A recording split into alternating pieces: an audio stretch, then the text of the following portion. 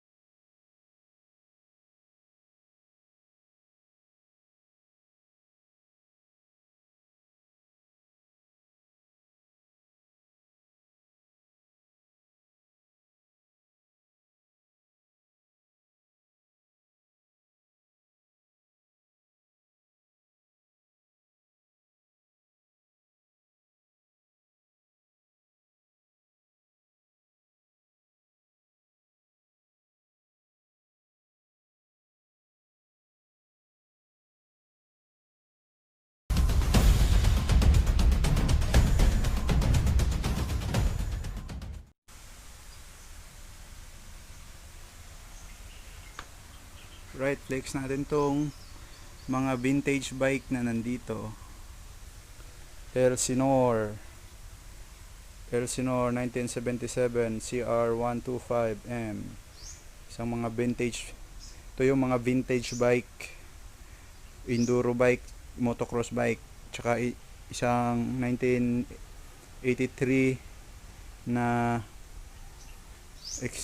XL125R na naka linkage. At saka isang RM125 1987 model race bike. I-review natin to isa-isa soon. Gagawa natin to ng video, guys. Alright? Thank you. Right, natapos na natin siya, guys. Tingnan nyo. Ano sa tingin nyo, guys, ang kalalabasan ng ating sticker? Alright, mano-mano. Walang heat gun. Okay, tingnan nyo kung papasan na sa inyo to. Alright. Nice one. Just comment down below kung ano sa tingin nyo ang looks nito, kung bad or good.